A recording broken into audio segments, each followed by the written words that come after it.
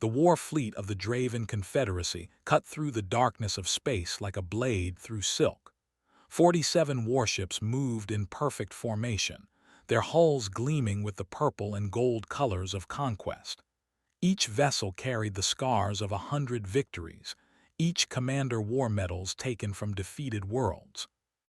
Commander Ulrich watched the viewscreen from his command chair aboard the flagship Crimson Talon. The automated warning buoy flickered into view, broadcasting its message on all frequencies. The mechanical voice droned the same words it had repeated for 80 years. Warning, you are entering Quarantine Sector 7. This space is restricted by Galactic Council decree. All vessels must turn back immediately. This is your only warning. Ulrich clicked his mandibles in what passed for Draven laughter. Around him, the bridge crew shared his amusement. Second Officer Files leaned closer, her scaled face showing doubt for just a moment. Commander, the Council placed these warnings for a reason. Perhaps we should reconsider. Ulrich waved one clawed hand dismissively. The Council grows soft. They hide behind regulations while the strong expand. These so-called humans achieved faster than light travel only 80 years ago. They are primitives playing at civilization. He pulled up the intelligence reports on his personal screen. Images of Earth floated before him. A blue and green world, unremarkable in every way. The data showed a species that had barely left its own solar system before the Council found them. No great technologies, no powerful weapons, no mighty fleets. Look at this, Files. They still use chemical rockets for some of their transport. Chemical rockets. Our ancestors abandoned such crude methods 3,000 years ago. The fleet pushed past the warning buoy. No alarm sounded. No defense systems activated. Just empty space and distant stars. Ulrich felt vindication wash over him. The quarantine was exactly what he suspected, a lie to keep the valuable resources of this sector away from ambitious species like the Draven. For 6 hours, the fleet moved deeper into human territory. They passed mining stations, all abandoned. They detected satellite networks, all inactive. Everything pointed to a species that had fled before Draven might. Then the sensors picked up a small vessel, a cargo hauler, barely larger than a Draven shuttle. Its hull showed decades of wear and repair. The name Westward Wind appeared in simple human letters along the side. "Intercept that ship," Ulrich commanded. "We will announce our presence to these humans properly." The Crimson Talon moved alongside the cargo vessel with ease. The little ship looked like a toy next to the Draven flagship. Ulrich opened a communication channel, his translator converting his words into basic human language. "Human vessel, you are now property of the Draven Confederacy. Prepare to be boarded. Resistance will result in destruction." For a long moment, silence filled the channel. Then a human voice responded, rough and tired, like stone grinding against stone. "Draven vessel, this is Captain Briggs of the Westward Wind. You need to leave this sector immediately. You don't understand what you're doing." Ulrich felt anger flare in his chest. This primitive dared to give him orders. "You are in no position to make demands, human. My boarding party is already on the way." "Please," the human voice said, and something in its tone made Files shift uncomfortably in her seat. "I'm begging you, turn around. Leave human space. There's still time." "Time for what?" Ulrich demanded. "Time for you to summon your pathetic defense forces. We have conquered 23 species, human. Your people are nothing." The boarding party reported successful entry. Ulrich watched through their helmet cameras as they moved through the cargo ship's narrow corridors. They found the bridge easily. The door slid open to reveal a single human sitting in the pilot's chair. Captain Briggs looked old by human standards. Gray hair, weathered skin, eyes that seemed to carry the weight of worlds. He raised his hand slowly, showing he held no weapons. The boarding team secured him quickly, binding his wrists with energy restraints. Ulrich had the human brought to the Crimson Talon. He wanted to look upon this primitive species face to face. When the guards dragged Briggs onto the bridge, Ulrich studied him carefully. Small, weak, no natural weapons or armor. How had such a species even survived on their own world? "You are the first human I have seen in person," Ulrich said. "I expected something more impressive from a species the Council saw fit to quarantine." Briggs looked up at the Draven commander. His eyes held something Ulrich couldn't quite identify. Not fear, not anger, something else. Something that made the Draven's scales itch with discomfort. "The quarantine wasn't meant to protect the galaxy from us," Briggs said quietly. "It was meant to protect us from ourselves, and to protect others from what we used to be." "Used to be?" Ulrich laughed. "What are you now? I see no mighty empire. I see no great fleets. I see only one old human on a cargo ship, alone and defeated." "I'm not alone," Briggs said. "And you've already triggered the protocols by crossing the boundary. They know you're here. They're already responding." Ulrich checked his sensors. Empty space in all directions. No ships. No weapon signatures. Nothing but this foolish human and his delusions. "There's nothing out there, primitive. No one is coming to save you." Briggs closed his eyes for a moment. When he opened them again, Ulrich saw something that sent an unfamiliar chill down his spine. Sadness. Deep, profound sadness. "I'm not worried about me, Commander. I'm worried about you and your crew. You destroyed the medical ship near the outer markers, didn't you? And the research station. And the family transport." Ulrich felt pride at the mention of his victories. "Yes, your people fled like cowards." "No," Briggs said softly. "They evacuated. They sent their last messages home. And now, because of what you've done, because you wouldn't listen to the warnings, everything changes." "What changes?" Briggs looked at the viewscreen at the stars beyond. 80 years ago, humanity nearly destroyed itself. We built weapons that could burn worlds. We fought wars that killed billions. The Galactic Council found us right after our worst conflict. They saw what we were capable of. They were terrified. "You expect me to fear you because of ancient history?" "No," Briggs said. "I expect you to fear us because we spent 80 years learning to be better, learning to control what we are. But we never forgot how to fight. We just chose not to, until someone gives us no other choice." At that moment, alarms screamed across the Crimson Talon's bridge. The sensor officer's voice cracked with disbelief. "Commander, multiple contacts appearing on long-range sensors. Energy signatures unlike anything in our database. They're coming from deeper in the system. Hundreds of them. No, thousands." Ulrich spun to face the viewscreen. In the distance, space itself seemed to shimmer and tear. Ships began to appear, emerging from hiding places that should have been impossible. Not small cargo vessels, not primitive rockets, warships. Massive, angular, purpose-built instruments of destruction. Briggs spoke one last time, his voice carrying the weight of sorrow and inevitability. "You ignored the warning, Commander. You entered human space.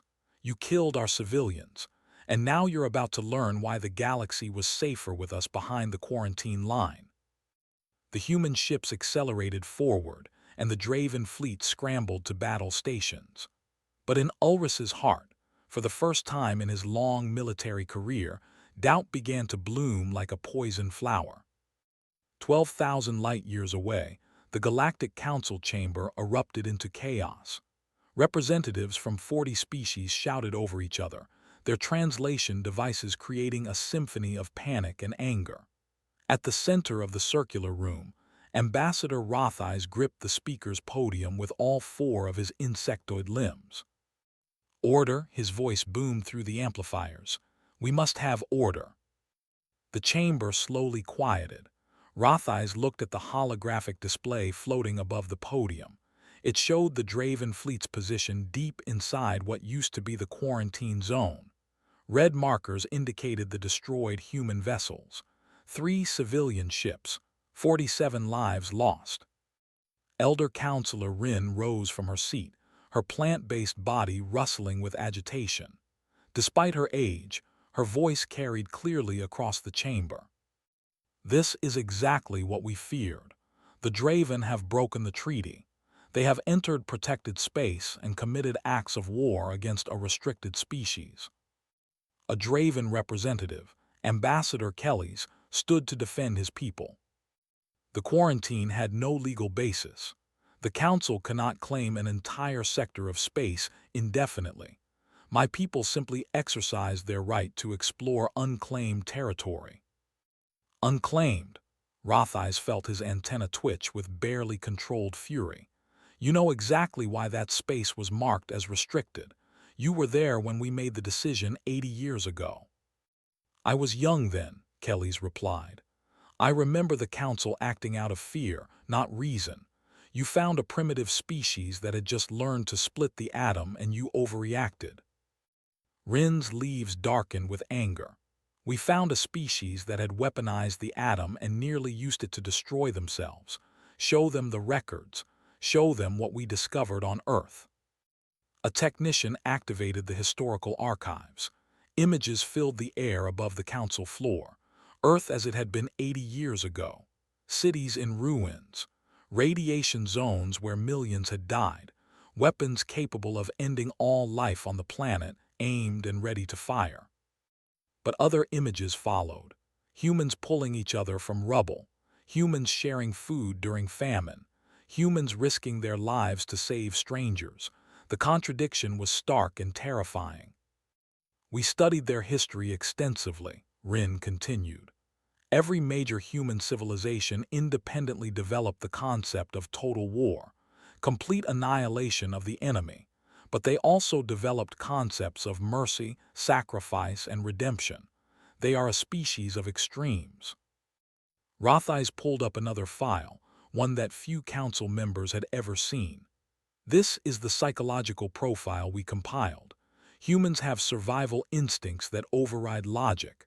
They will fight long after any rational species would surrender. They feel pain but can ignore it. They fear death but will accept it for abstract concepts like honor or duty. The chamber fell silent as members reviewed the data. One representative, a crystalline being named Chorus, spoke up. These reports are 80 years old. Surely the humans have changed. They accepted the quarantine peacefully. They have followed every council regulation. They have caused no trouble. Yes, Rothais agreed. They accepted the quarantine because they understood what they were. They asked for time to evolve beyond their violent instincts. We granted that time gladly. We thought it would make the galaxy safer. And did it? Kellys challenged. Before anyone could answer, a priority transmission interrupted the session. A communications officer appeared on the screens, her face pale. Council members, we are receiving a broadcast from human space. It is addressed to all Galactic Council members and is being transmitted on every frequency. Play it, Rothais ordered. The chamber's main screen activated. A human woman appeared, wearing a simple gray uniform. She sat at a desk with Earth visible through a window behind her. Her expression was calm, but her eyes were hard. Members of the Galactic Council, this is Director Walsh of the Human Colonial Administration. At 0600 hours this morning, a Draven military fleet violated the quarantine boundary around human space. They ignored 17 separate warnings. They destroyed 3 civilian vessels, killing 47 of our people. 23 of the dead were children. The chamber remained frozen in silence. Walsh continued speaking. For 80 years, humanity has honored the Council's quarantine. We used that time well. We transformed our cultures. We developed new technologies for managing aggression and conflict. We learned meditation, philosophy, and the arts of peace. We became better than we were. She paused, and something shifted in her expression. But we did not forget. We remembered every lesson our violent history taught us. We remembered how to build, how to fight, how to win. We kept those skills sharp, not because we wanted to use them, but because we knew someday someone might force us to. Walsh stood, and the camera pulled back to show medals on her uniform. Rotheyes recognized them. Military decorations from before the quarantine. This woman had fought in Earth's last global war. The Draven fleet is currently surrounded by the human defense fleet. We have demonstrated our capabilities. We have shown them what we chose not to be for 80 years. They are trying to retreat, but their faster-than-light drives have been disabled. They are unharmed, but trapped. She leaned forward, hands flat on the desk. We are transmitting our terms to the Council now. The quarantine is over, not because we are breaking it, but because it has served its purpose. Humanity is ready to join the galactic community, but we are joining on our terms. The transmission ended. Rotheyes immediately pulled up the tactical data from the incident site. What he saw made his 3 hearts skip beats. The Draven fleet of 47 warships sat in the center of a sphere formed by 200 human vessels. But the sensors showed something impossible. There were not 200 human ships. There were 2,000. Most of them were running in stealth mode, invisible to conventional detection. The humans had let the Draven see only a fraction of their strength. They could have destroyed the entire fleet, Chorus whispered. Why did they hold back? Rin's voice was soft. Because that is what they spent 80 years learning. Control, restraint, the ability to choose mercy even when revenge would be easier. Another transmission arrived. This one was from Admiral Kurtz of the human fleet. His message was brief and directed at the Draven. Commander Ulrich, your crews are alive and unharmed.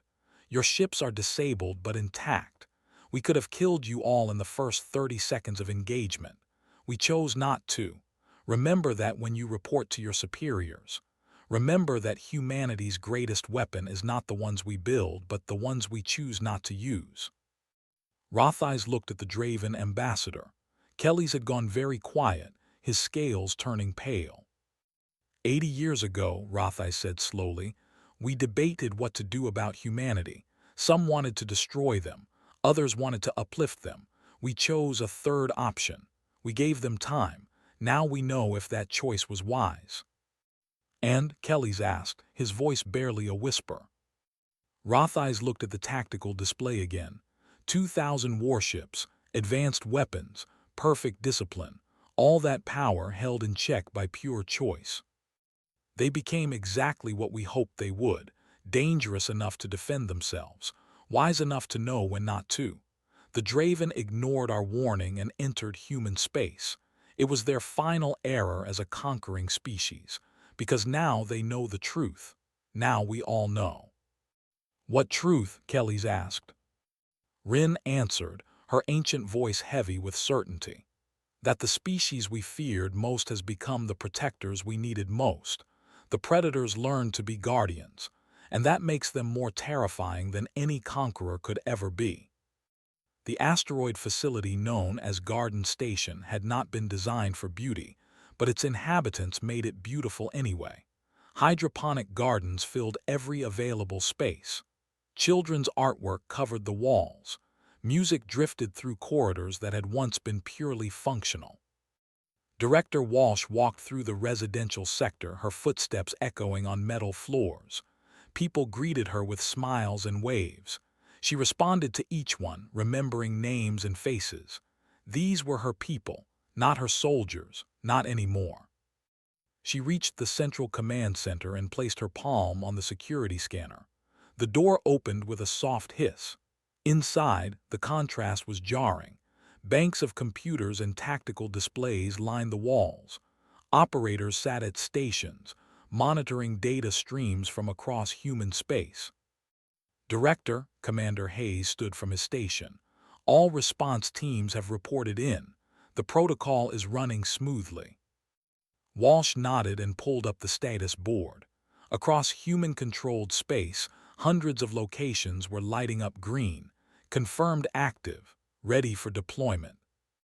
Show me Haven Colony, she said quietly. The main screen switched to a live feed from the farming world. Haven sat on the edge of human territory, a planet of rolling fields and quiet towns. 10,000 people lived there, most of them former military personnel who had chosen peace after Earth's last war. The camera showed a small schoolhouse. Children were filing out in orderly lines, teachers guiding them to waiting transports. There was no panic. The evacuation drills had been practiced for years. Everyone knew the protocols. Colonel Rivers stood outside the school, making sure each child was accounted for. Walsh had served with Rivers during the war. He had been a force of nature then, leading combat teams through impossible situations. Now he taught mathematics to 8-year-olds and grew tomatoes in his spare time. He looked directly at the camera. Knowing Walsh would be watching, he gave a small salute. Then he walked toward the armory building at the edge of town. "Switch to Titan base," Walsh ordered. The screen changed to show Saturn's largest moon. What appeared to be a simple research station was transforming before her eyes. Panels slid back to reveal weapon emplacements. Camouflaged hangars opened, and sleek fighters emerged. Commander Ito's face appeared in a smaller window. "Titan base is fully operational, Director. All personnel accounted for, awaiting your orders." "Hold position, Commander. We are not going to war. We are establishing boundaries." "Understood, but ma'am, if I may ask, what changed? Why end the quarantine now?" Walsh pulled up the footage from the Draven attack, the destroyed medical ship, the shattered research station, the family transport blown apart while trying to flee. She let Ito watch in silence. "They killed children, Commander. They entered our space and murdered civilians. If we do not respond, others will follow. The quarantine was meant to give us time to change. That time is over." She switched to another view. The lunar yards, hidden on the far side of Earth's moon, massive construction bays that had been disguised as mining operations. Regolith fell away like a curtain being pulled back, revealing what lay beneath. Ships, hundreds of them, each one a masterpiece of engineering and destructive capability. They had been built in secret over decades, maintained by automated systems, waiting for a day everyone hoped would never come. The first ship to launch was the Remembrance. Its hull was dark gray, almost black. Engraved on its sides were names, thousands upon thousands of names. Every species Earth's evolution had driven to extinction: woolly mammoths, passenger pigeons, Tasmanian tigers, a reminder of what humanity was capable of when they stopped controlling their impact on the world. Walsh had insisted on that design.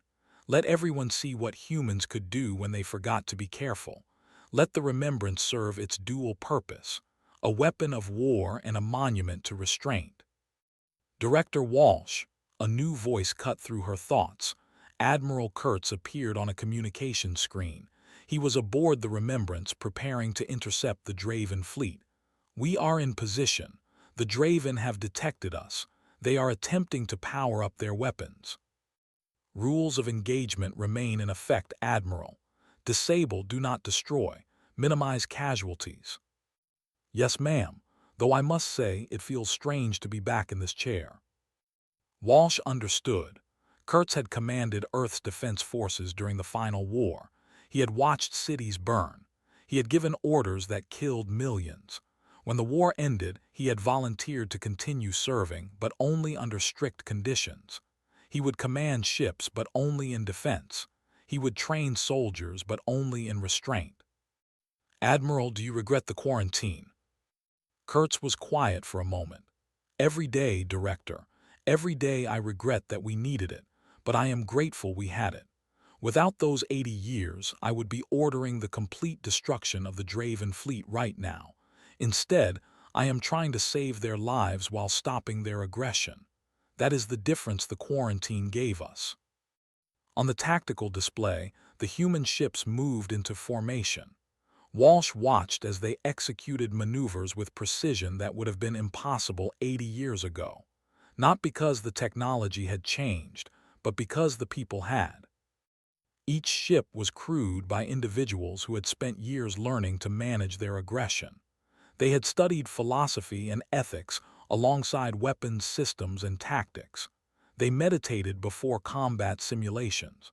They talked about their feelings after difficult decisions. It would have seemed ridiculous to the soldiers of old Earth, warriors who practiced mindfulness, killers who attended therapy, weapons specialists who grew gardens. But it worked. Walsh had seen the psychological evaluations. Human stress responses were now managed, not ignored. Aggression was channeled, not suppressed. The capacity for violence remained, but the choice to use it was always conscious, always deliberate. Director Hayes called out, "We are receiving transmissions from the Draven fleet. They are attempting to surrender." Already, the engagement hasn't even started. "No, ma'am. But Admiral Kurtz demonstrated our capabilities. He had a single human fighter perform a high-speed run through their formation. It disabled 6 Draven ships in 12 seconds without firing a shot. The pilot used electronic warfare to shut down their systems, then maneuvered through their fleet at speeds the Draven thought were impossible." Walsh closed her eyes.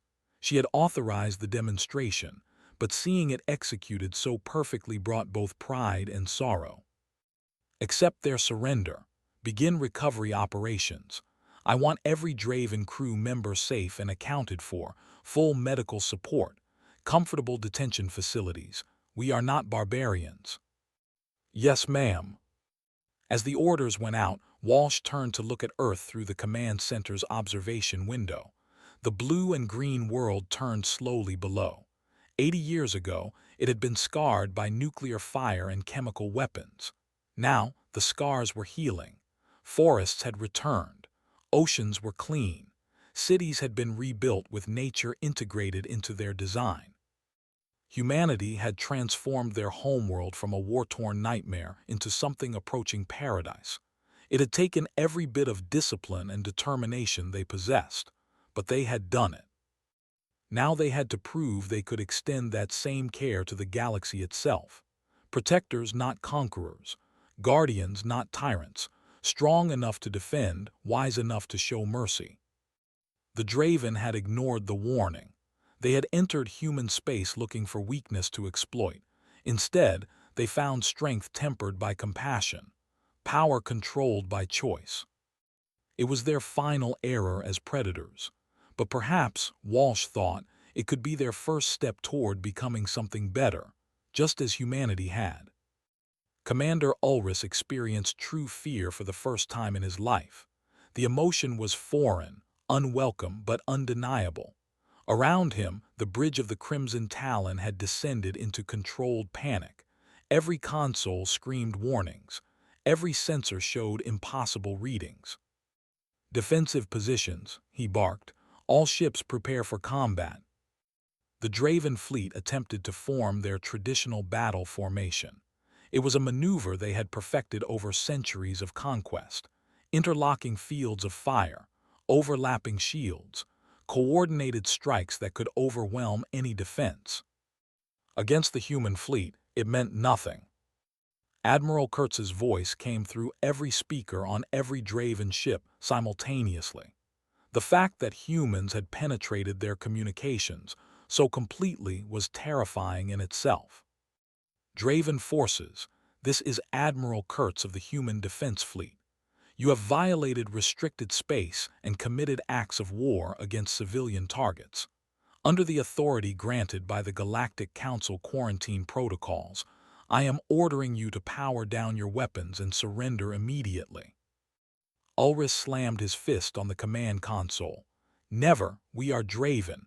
We do not surrender to primitives." "Very well," Kurtz replied, his voice calm as still water. "Let me show you what we have become."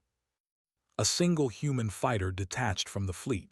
It was small, barely larger than a Draven escape pod. Ulrich watched it accelerate toward his formation, and he felt his mandibles click in anticipation. Finally, a target.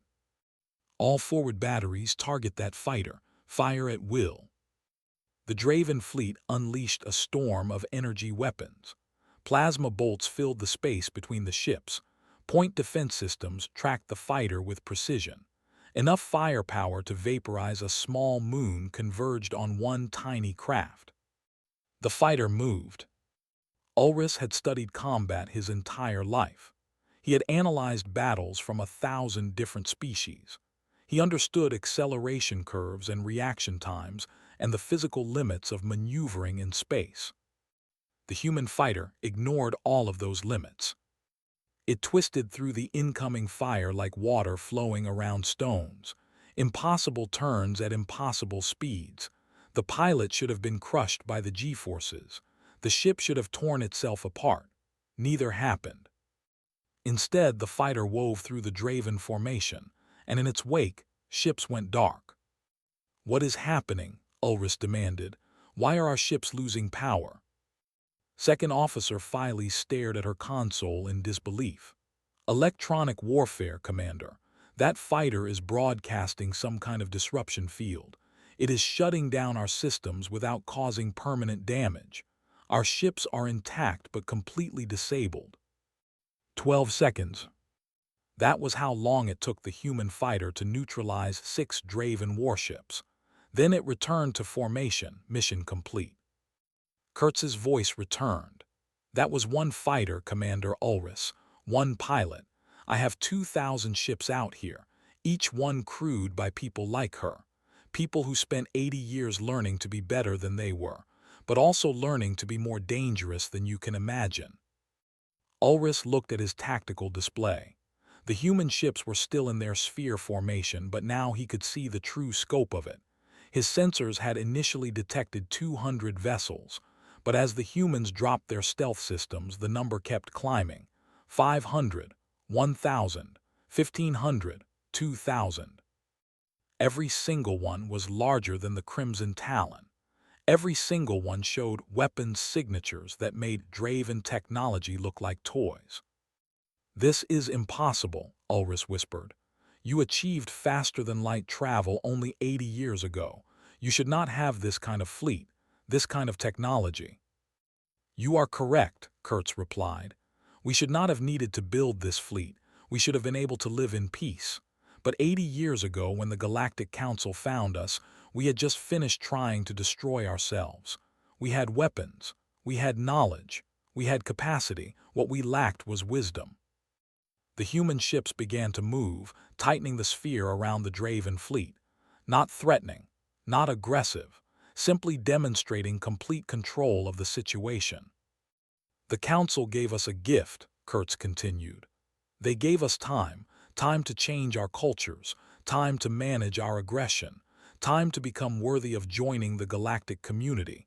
We used that time well." Ulrich checked his escape vectors.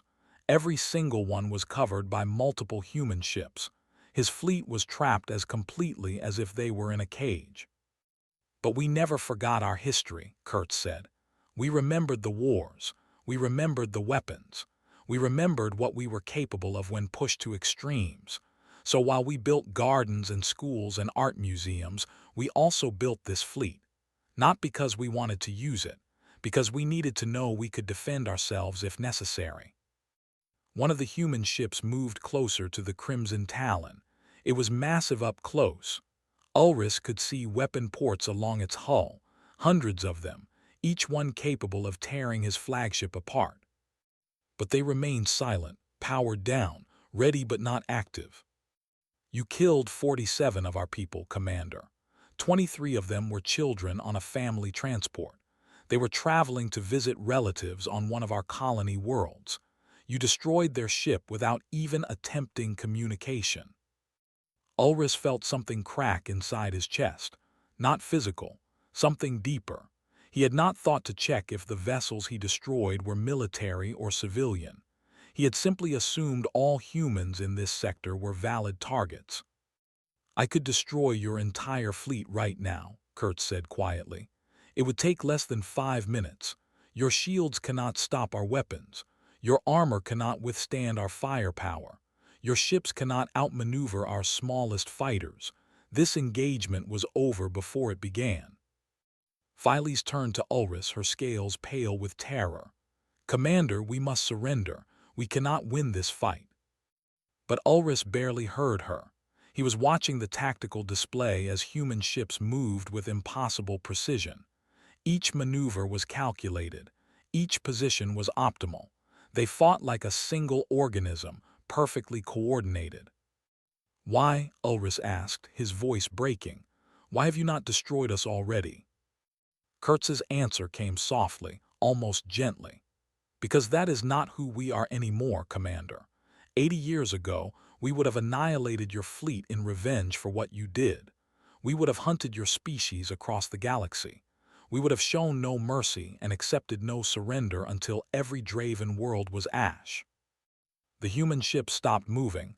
The sphere formation was complete, perfect, inescapable. "But we are not those humans anymore. We learned, we changed, we grew beyond our violent instincts. So instead of killing you, I am going to save you. Your ships will be disabled and boarded. Your crews will be detained but unharmed. You will receive medical care. You will be fed. You will be treated with dignity." Ulrich felt tears form in his eyes, an emotion Draven rarely expressed. "And when this is over, when your government negotiates for your return, you are going to tell them exactly what happened here. You are going to tell them that humanity could have destroyed you but chose mercy. You are going to tell them that the quarantine is over not because humans are weak, but because they are finally strong enough to be gentle." The fighter that had disabled 6 ships earlier flew past the Crimson Talon's viewscreen. Ulrich could see inside the cockpit. The pilot was young, female by human standards. She gave him a casual salute as she passed. She was not celebrating, not gloating, just acknowledging his presence with basic respect. "Prepare to be boarded, Commander," Kurtz said. "And remember this moment. Remember that humanity's greatest weapon was never the guns we built or the ships we fly. It was always our ability to choose when to use them, and when not to." The Galactic Council chamber held more species representatives than it had in 50 years. Every major civilization had sent delegates. News of the incident in human space had spread across the galaxy in days. Ambassador Rothai stood at the speaker's podium, watching representatives file in. Whispered conversations filled the air. Speculation, rumor, fear. Everyone wanted to know the truth about what happened when the Draven fleet entered the quarantine zone. The Draven delegation sat in their designated section, subdued and quiet. Ambassador Kelly's looked like he had aged decades in the past week. Beside him sat Commander Ulrich, still wearing his military uniform but stripped of rank insignia. The council had demanded his presence as a witness. "This session is now in order," Rothais announced. "We are gathered to address the incident in Sector 7 and to hear testimony regarding the actions of both Draven and human forces. Commander Ulrich, you will present your account first." Ulrich stood slowly. His proud bearing was gone, replaced by something else: humility. The word seemed strange applied to a Draven commander, but there was no other way to describe it. "Honored council members," he began, his voice steady but quiet. "I led a military fleet of 47 warships into human space 6 days ago. I ignored the quarantine warnings. I believed them to be deception designed to hide resources. I was wrong." The chamber fell silent. Every translator, every recording device captured his words. "My forces encountered and destroyed 3 human civilian vessels, a medical ship carrying supplies to an outlying colony, a research station studying stellar phenomena, a family transport with 23 children aboard. I gave no warning. I offered no chance for surrender. I simply destroyed them." Several council members shifted uncomfortably. The crystalline delegate chorus spoke up. "Commander, why did you target civilian vessels?" "I did not know they were civilian," Ulrich admitted. "I assumed all human presence in the sector was military. I did not check. I did not care. I saw only targets and I eliminated them." Director Walsh sat in the human delegation area. She had said nothing yet, simply listening. Her face showed no emotion, but her hands gripped the armrests of her chair tightly. Ulrich continued. After these attacks, we encountered a human cargo vessel.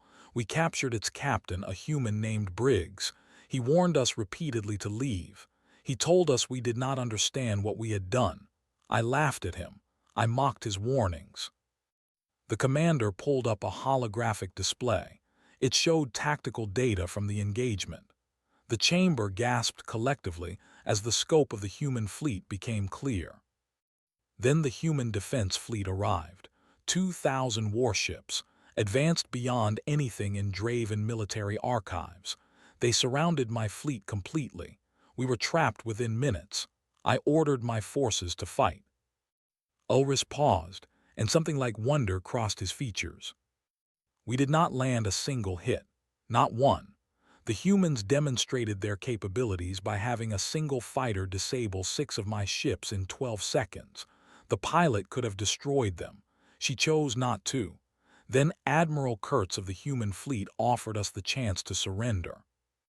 "And you accepted?" Chorus asked.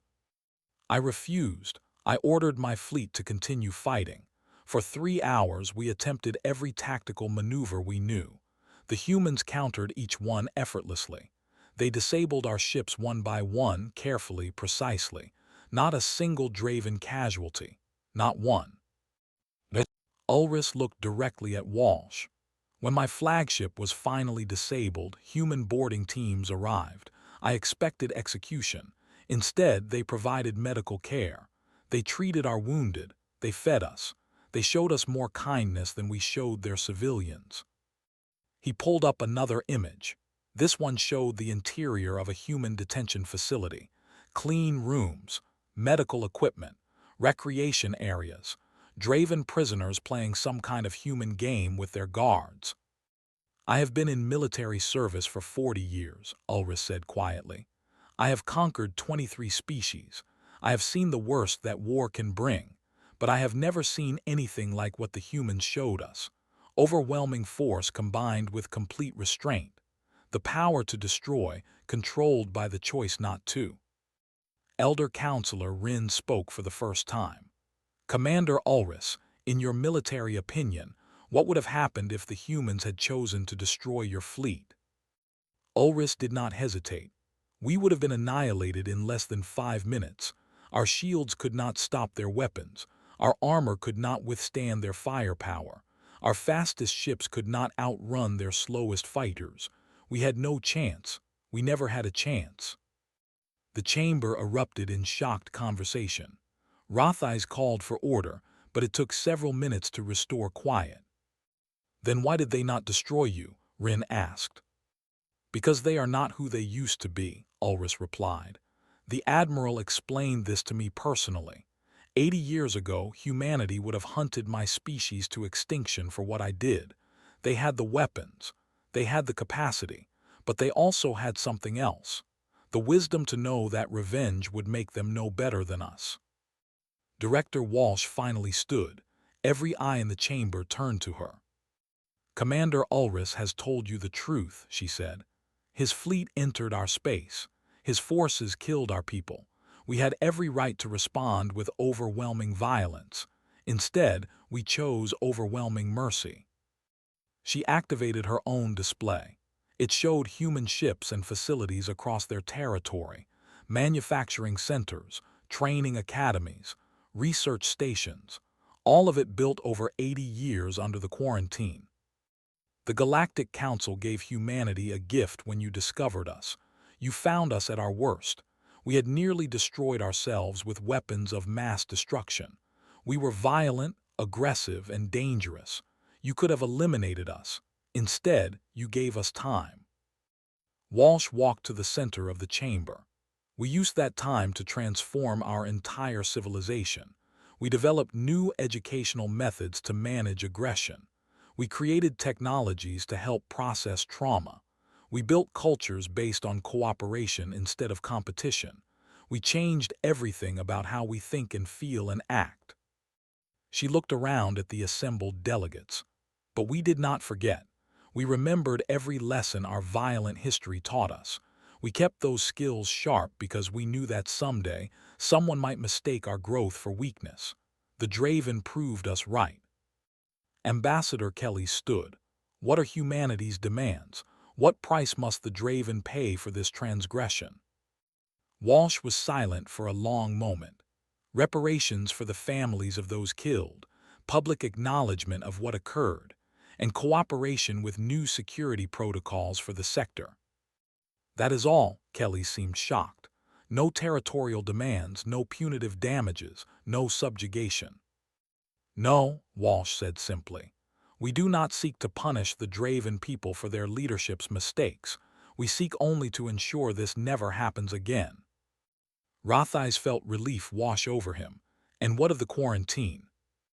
The quarantine is over, Walsh declared. Humanity is ready to join the galactic community, but we are proposing a new role for ourselves. We wish to serve as peacekeepers, to use our unique capabilities to protect others from aggression. The chamber exploded in debate. Some species welcomed the idea, others feared it. Rin raised her hand for silence. You would use the very violence you spent 80 years learning to control. Walsh nodded. Yes, but with wisdom, with restraint. We will not conquer, we will not dominate, we will defend, we will protect. We will show the same mercy we showed the Draven to any who threaten galactic peace. She looked at Ulrich. Commander, you made a final error when you entered human space, but it does not have to be fatal. Learn from it, grow from it, become better as we did. Ulrich bowed deeply, a gesture of profound respect in Draven culture. We will, Director Walsh, I swear it. The vote was called. After 2 hours of deliberation, the Council accepted humanity's proposal. The quarantine would end. Humans would serve as peacekeepers. A new era would begin. As delegates filed out, Rothais approached Walsh.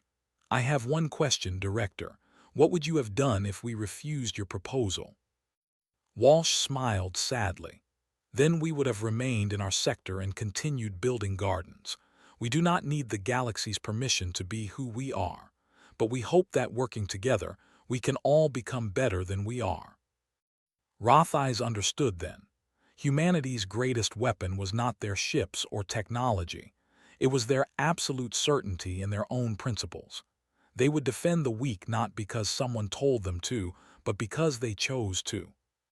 The species that nearly destroyed itself had become the galaxy's guardians, not through conquest but through choice, and that made all the difference. 5 years had passed since the Draven incident. The galaxy looked different now. Trade routes that had been contested for centuries were peaceful. Border disputes that had simmered for generations were resolved. Pirates who had terrorized shipping lanes for decades had disappeared. The reason was simple. Humanity had kept its promise.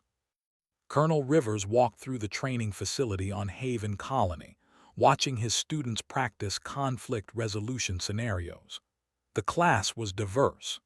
Young humans working alongside Draven cadets, crystalline beings from Chorus's species, even a few insectoid representatives from Rothais's homeworld. Remember, Rivers called out, violence is the last option, not the first. Your power to destroy is meaningless if you cannot control when to use it. A young Draven named Taelize raised his hand. Colonel, my instructors back home taught that showing mercy to enemies was weakness. You teach the opposite. Why should I believe you instead of them? Rivers smiled. He had been asked this question 1,000 times in 1,000 different ways. Tell me, Taelize, is it harder to destroy something or to protect it? The young Draven considered. Destroy, I suppose. It requires power. Wrong, Rivers said gently. Any fool can destroy. A child can break a window. A storm can level a city. Destruction is easy. Protection requires skill, patience, and constant vigilance. That is true strength. He pulled up a holographic display showing the battle between human and Draven forces from 5 years ago. My people could have destroyed Commander Ulrich's fleet in minutes, but we chose to disable and capture instead, which required more skill, more control, more strength. Understanding dawned on Taelize's face. Protection, because you had to overcome your own instincts. Exactly. And that is what we teach here. Not how to fight, though we will teach you that too, but how to choose when fighting is necessary and when it is not. Across the galaxy, Director Walsh attended a very different kind of meeting. The Galactic Council had called an emergency session, but this time the crisis was being resolved before it could begin. Two species, the Korthan Empire and the Veles Federation, had been moving toward war for months. Resource disputes, historical grievances, the usual causes. Both sides had assembled fleets at their borders. Conflict seemed inevitable. Then the human peacekeeping fleet arrived. Admiral Kurtz, still commanding from the Remembrance, positioned his ships exactly between the two forces, not threatening either side, simply present, a reminder of what could happen if cooler heads did not prevail. Walsh addressed both delegations via holographic conference. Ambassadors, I have reviewed your disputes. Both sides have legitimate grievances. Both sides have been wronged. Both sides believe war is the only solution. The Korthan ambassador, a reptilian being named Hessus, hissed angrily. The Veles stole resources from our colony world. They must be punished. The Veles ambassador, a mammalian creature called Brennix, countered immediately. Those resources were in disputed territory. The Korthan had no legal claim. Walsh raised her hand for silence. You are both correct and both wrong. Yes, there are disputes. Yes, there have been violations, but war will not resolve them. It will only create new grievances for future generations to fight over. She pulled up historical data from Earth, images of humanity's own wars, cities destroyed, millions dead, resources wasted. My people fought for thousands of years.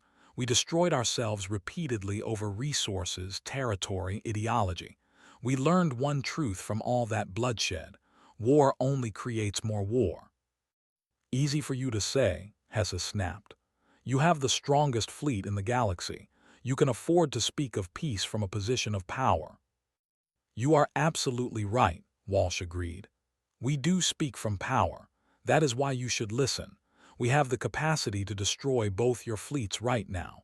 We could take the disputed territory for ourselves. We could conquer both your species and end this conflict permanently through subjugation. The chamber fell silent. Both ambassadors stared at her.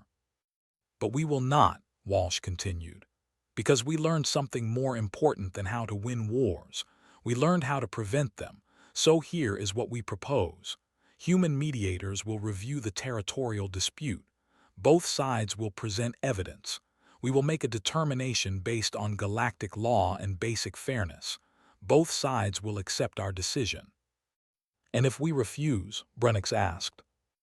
Walsh's expression did not change. Then you will fight your war. We will not stop you, but we will document every casualty, every destroyed city, every civilian death. And when it is over, when one side has defeated the other, you will both be held accountable for violations of galactic law. The winning side will not enjoy their victory for long. It was a threat wrapped in diplomacy. The message was clear. Fight if you must, but humanity will ensure you pay the price for choosing violence over negotiation. 3 days later, both sides accepted human mediation. The dispute was resolved in 2 weeks. The Korthan retained primary rights to the territory but agreed to share resources with the Veles. Neither side was completely happy, but both sides were satisfied. No shots were fired. No lives were lost. It became the template for dozens of other conflicts across the galaxy. On Earth, changes continued. The planet that had nearly destroyed itself was now a model of environmental restoration. Forests covered areas that had been deserts. Oceans teemed with life that had been nearly extinct. Cities integrated seamlessly with nature. But the reminders remained. The remembrance still bore the names of extinct species on its hull. Memorial gardens on every continent listed the casualties of humanity's wars. Museums preserved the weapons of destruction humanity had built, not hidden away, but displayed openly. A school group visited one such museum on a clear spring day. The children walked past displays of nuclear weapons, biological agents, and chemical weapons. Their teacher, a woman named Ruth, stopped them in front of a massive bomb. "This," she said quietly, "could have destroyed an entire city. Millions of people dead in seconds. We built thousands of them. We nearly used them." A small boy raised his hand. "Teacher Ruth, why did we build such terrible things?" Ruth knelt to his level. "Because we were afraid, because we did not trust each other, because we thought power meant safety. We were wrong." "But we still have weapons," another child pointed out. "I have seen the warships." "Yes," Ruth agreed. "We still have weapons, but now we know when to use them and when not to. That is the difference. These bombs were built to destroy. Our ships today are built to protect. We changed what we were willing to become." She stood and led the children to the museum's final room. It held something entirely different: paintings, sculptures, musical instruments, literature, all created after humanity joined the galactic community. "This is what we chose to build instead of more weapons: beauty, art, culture. We remembered that we were capable of creation as well as destruction, and we chose creation." Across human space, this message was repeated daily. Remember the past, learn from it, choose better. It became humanity's creed. When the Draven incident occurred 5 years ago, many species feared humanity would become the galaxy's new conquerors. Instead, they became its guardians. Not perfect, not without faults, but committed to being better than their history. Commander Ulrus, now retired from military service, gave lectures about his experience. He traveled across Draven space and beyond, telling anyone who would listen about what happened when his fleet entered human space. "I made a final error," he would say.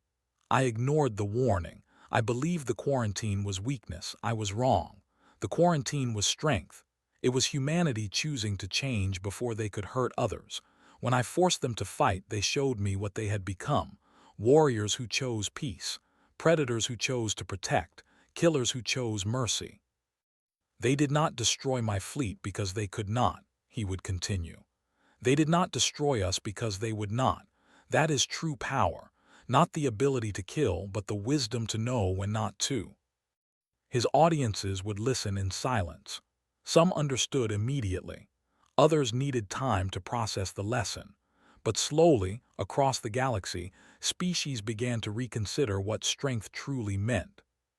The quarantine zone around human space was gone now, replaced by something new: a network of defense stations and patrol routes, not to keep humans in but to keep the galaxy safe. Human ships traveled freely, always ready to respond to threats, always prepared to defend the innocent. But in quiet moments when the ships returned to port and the crews went home, they did not celebrate victories. They tended gardens, they taught children, they created art, they lived the lives they fought to protect. Director Walsh, now elderly but still sharp, stood on a balcony on Garden Station.